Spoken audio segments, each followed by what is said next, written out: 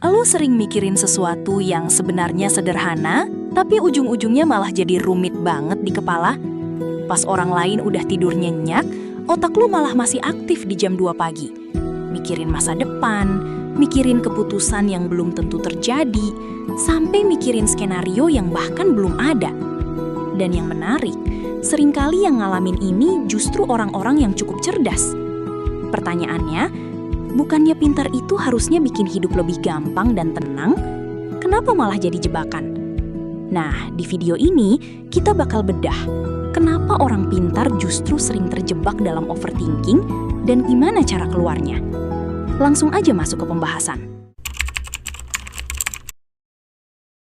Ketika sebagian orang melihat satu jalan, orang yang analitis bisa melihat 5 jalan sekaligus. Itu sebenarnya kelebihan. Itu superpower. Tapi masalah muncul ketika otak lu mencoba memproses kelima jalan itu secara bersamaan. Misalnya, kalau gua pilih A gimana? Kalau gagal? Kalau ternyata B lebih bagus? Kalau nanti nyesel, gimana? Akhirnya, karena saking banyaknya kemungkinan yang lu lihat, lu malah jadi paralisis, nggak bisa milih apa-apa. Jadi, semakin banyak opsi yang lu lihat, semakin tinggi beban mental lu buat ngambil keputusan. Orang yang berpikir dalam biasanya punya radar risiko yang sangat peka. Mereka bisa melihat masalah bahkan sebelum masalah itu terjadi. Ini bagus buat persiapan. Tapi kalau berlebihan, otak lu bakal menganggap hampir semua hal sebagai ancaman. Takut gagal, takut salah, takut dinilai orang, takut masa depan berantakan. Padahal, sebagian besar ketakutan itu cuma bayangan yang diciptakan otak lu sendiri. Overthinker itu kayak orang yang bawa payung tiap hari karena takut hujan. Padahal ramalan cuaca lagi bilang cerah. Menurut lu itu tanda kewaspadaan atau tanda kecemasan yang berlebihan? Banyak overthinker sebenarnya bukan pemalas. Mereka justru ingin semuanya sempurna. Mau mulai bisnis? Harus sempurna. Mau bikin konten? Harus sempurna. Mau ngomong di depan orang? Harus sempurna. Masalahnya, kesempurnaan itu adalah ilusi yang gak pernah datang.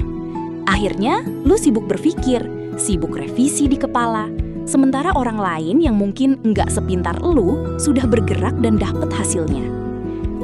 Coba bayangin, mobil sport dengan mesin 1000 tenaga kuda, kencang banget, canggih banget.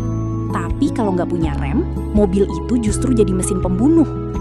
Otak lu itu mobil sportnya. Semakin kuat kemampuan berpikir lu, semakin penting kemampuan buat ngerem pikiran lu. Kalau lu nggak punya rem pikiran, otak yang harusnya jadi aset justru berubah jadi sumber stres yang nguras energi. Kalau lu sering terjebak, coba lakukan 3 langkah ini.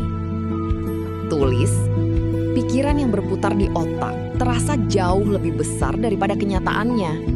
Saat lu tulis, lu lagi ngeluarin beban itu. Fokus pada yang bisa dikontrol. Bisa nggak gua kontrol kejadian ini? Kalau nggak bisa, let go. Aksi kecil. Ingat, hidup itu berubah lewat tindakan, bukan lewat simulasi di dalam kepala. Lucunya, banyak orang sukses bukan yang paling pinter dalam simulasi di kepala, tapi mereka yang paling berani bertindak. Mereka tetap mikir, tapi setelah itu mereka bergerak. Karena mereka sadar satu rahasia. Kejelasan itu sering datang setelah kita melangkah, bukan sebelum kita melangkah. Banyak orang salah paham. Mereka pikir overthinking itu sama dengan berpikir mendalam atau deep thinking. Padahal beda jauh. Berpikir produktif, menghasilkan solusi, fokus pada tindakan. Overthinking menghasilkan kecemasan, fokus pada kemungkinan buruk yang gak bisa dikontrol.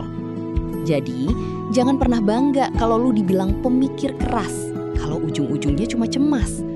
Itu bukan tanda kebijaksanaan. Itu tanda pikiran lu sudah mulai mengendalikan hidup lu. Kalau lu sering overthinking, mungkin itu tanda bahwa otak lu memang aktif dan luar biasa. Tapi, jangan biarkan kemampuan itu berubah jadi penjara buat diri lu sendiri. Gunakan pikiran untuk membantu hidup. Jangan biarkan hidup lu dikendalikan oleh pikiran. Karena masa depan dibangun oleh tindakan, bukan oleh kekhawatiran. Kalau lu siap berhenti terjebak dan mulai bertindak, tulis di komentar, "Gua bergerak hari ini." Like, share, dan subscribe Gen Z Mindset. Sampai ketemu di video selanjutnya. Stop overthinking, start moving. Thanks for watching. Bye!